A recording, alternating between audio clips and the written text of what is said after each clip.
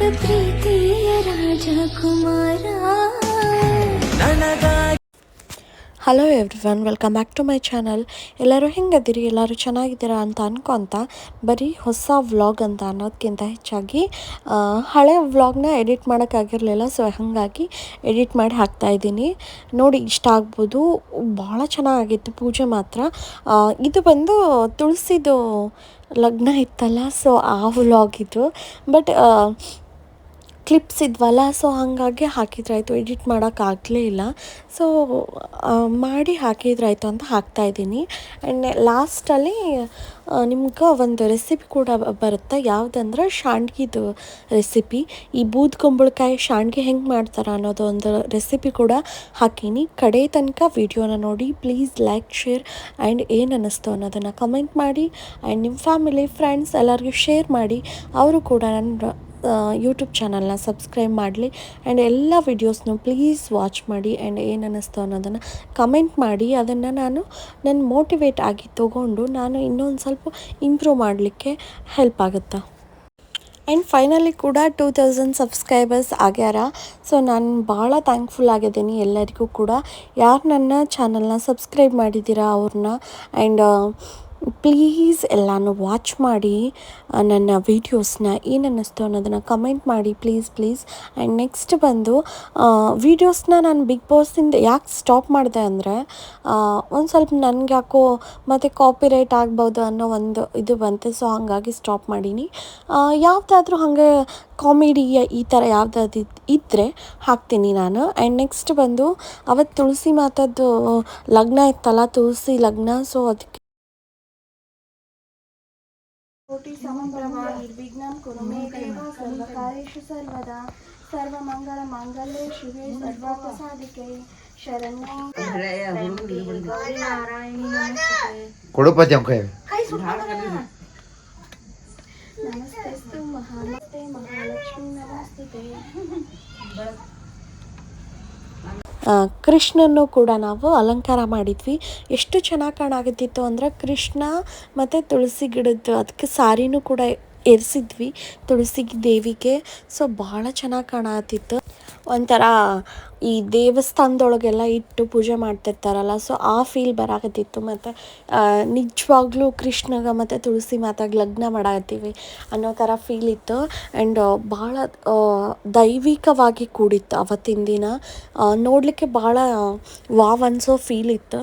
So ಇದೆಲ್ಲ ಮುಗಿಸ್ಕೊಂಡು ಆಮೇಲೆ ಗೌರಿ ಹುಣ್ಣಿಮೆನೂ ಇತ್ತಲ್ಲ, ಆ ಕ್ಲಿಪ್ಸು ಕೂಡ ಆ್ಯಡ್ ಮಾಡೀನಿ. ವಾಚ್ ಮಾಡಿ. ಮತ್ತು ನಮ್ಮ ಕಡೆ ಹೆಂಗೆ ಗೌರಿ ಹುಣ್ಣಿಮೆ ಆಚರಣೆ ಮಾಡ್ತೀವಿ ಮತ್ತು ಯಾವ್ಯಾವ ಥರದ್ದು ಈ ಅಚ್ಚು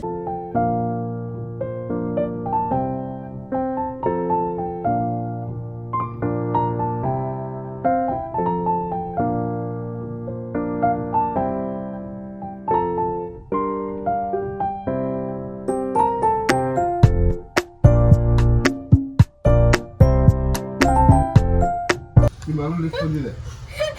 ಅವರೆಲ್ಲರೂ ಮ್ಯಾಂಡೇಟರಿ ರಿಚಾರ್ಜ್ ಲೆವೆಲ್ ಇದ್ದಾರೆ. ಅವ್ರದ್ದೆಲ್ಲ ಸೆಂಟ್ರಲ್ ಮೀಟಿಂಗ್ ಯಾರು ಹೋಗ್ತಿದ್ದಾರೆ ನೋಡ್ರಿ. ಬೇರೆಯವ್ರು ಹೋಗಿ ಪೇಮೆಂಟ್ ಬೇಕು, ಹೋಗೋಕ್ಕಾಗಿಲ್ಲ, ಹೀಗೆಲ್ಲ ಆಗೋದು ಬೇಡ.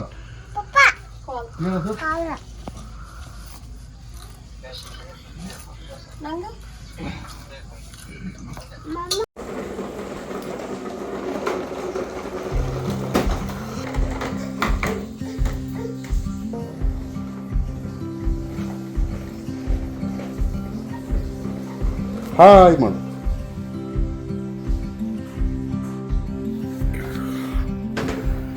ಸಾಕಾ ವಿಡಿಯೋ? ಇನ್ನೂ ಮಾಡ್ಬೇಕಾ? ರೌಂಡ್ ನೋಡ್ಕೊಂಬ, ಹೋಗಿ ರೌಂಡ್ ನೋಡ್ಕೊಂಬ.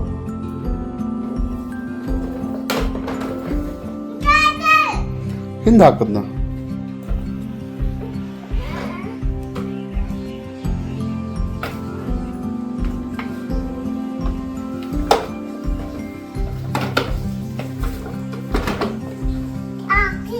ಬಾ.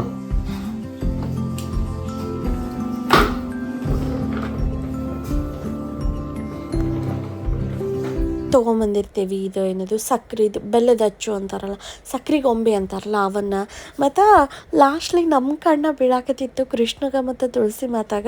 ಸೊ ಹಾಗಾಗಿ ನಾವು ಏನದು ಇದು ಆರತಿನೂ ಕೂಡ ಬೆಳಗಾಕತ್ತೀವಿ.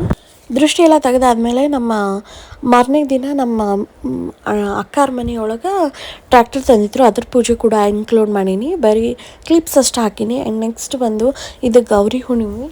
ಸೊ ಸಾರಿ ಪ್ರೀತು ಮೊನ್ನೆ ಅಮ್ಮರಿಗೆ ಏರಿಸಿದ್ವಲ್ಲ, ಸೊ ಅದನ್ನು ಉಟ್ಕೊಂಡಿದ್ಲು. ಬ್ಲೌಸ್ ಕೂಡ ಭಾರಿ ಚೆನ್ನಾಗಿ ಹೊಲಿದಿದ್ರು ನಮ್ಮೂರೊಳಗೆ, ಭಾಳ ಚೆನ್ನಾಗಿತ್ತು. ಹುಬ್ಳಿಗಿಂತ ನನಗೆ ಯಾಕೋ ನಮ್ಮೂರ ಬೆಟರ್ ಅನ್ನಿಸ್ತು ಆ ಬ್ಲೌಸ್ ನೋಡಿ.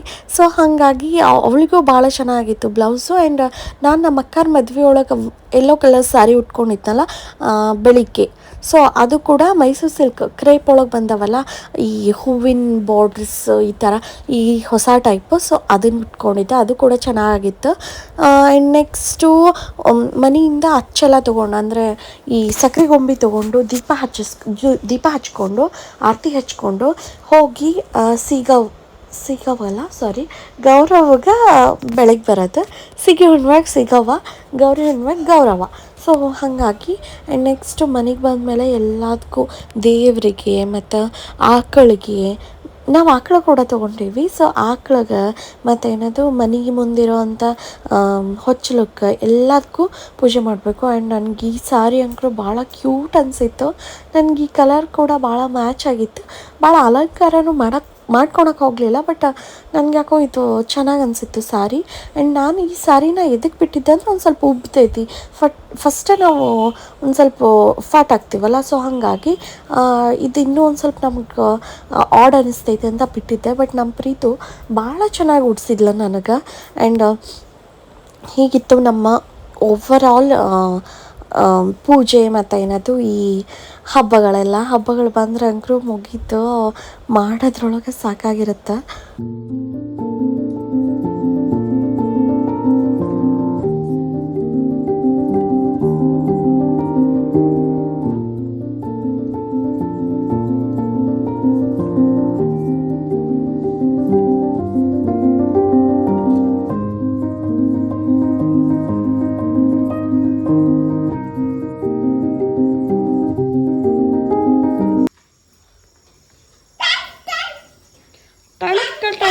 ಟಣಕ್ಕ ಗುಣ ಟಣಕ್ಕ ಗುಣವಳಿ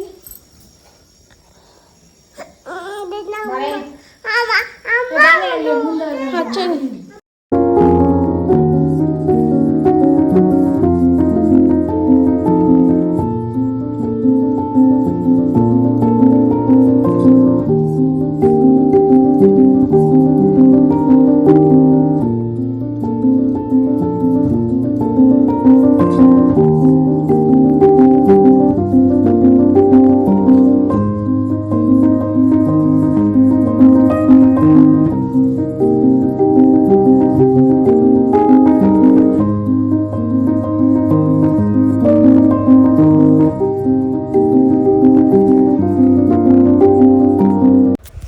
ಇವಕ್ಕೆ ನಮ್ಮ ಕಡೆ ಬೂದ್ಗುಂಬಳಕಾಯಿ ಶಾಣ್ಗಿನೂ ಅಂತಾರೆ, ಮತ್ತು ಕಾಯಿ ಶಾಣ್ಗಿ ಅಂತಲೂ ಕೂಡ ಕರೀತಾರೆ. ಬೂದ್ಗುಂಬಳಕಾಯಿ ಎಲ್ಲರಿಗೂ ಗೊತ್ತೇ ಇರುತ್ತೆ, ಒಂದು ಅಥವಾ ಎರಡು. ನಾವು ಈ ಸರಿ 2 ಬೂದ್ಗುಂಬಳಕಾಯ್ದು ಮಾಡಾಕತ್ತೀವಿ ಶಾಣ್ಗಿನ, ಯಾಕಂದ್ರೆ ಜಾಸ್ತಿ ಕ್ವಾಂಟಿಟಿ ಒಳಗೆ ತೊಗೊಂಡೇವಿ.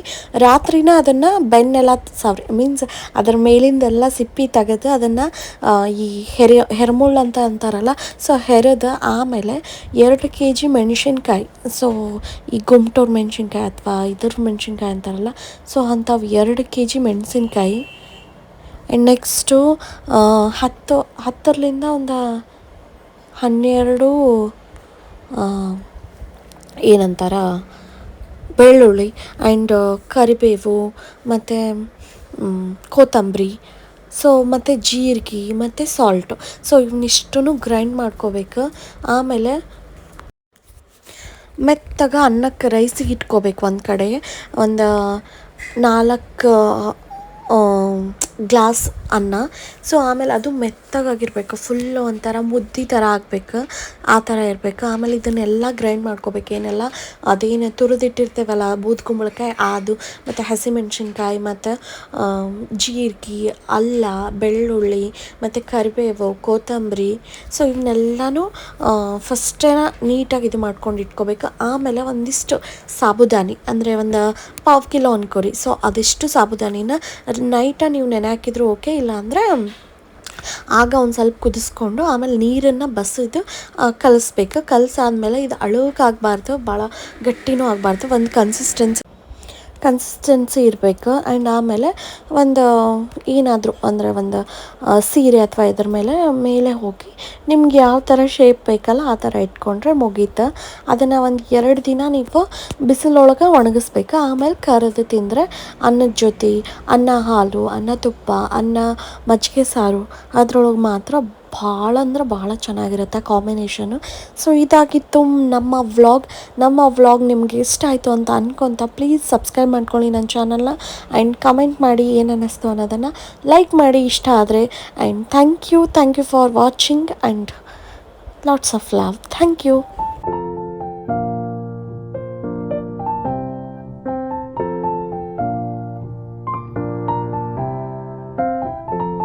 ಭಾರ್ಗವ್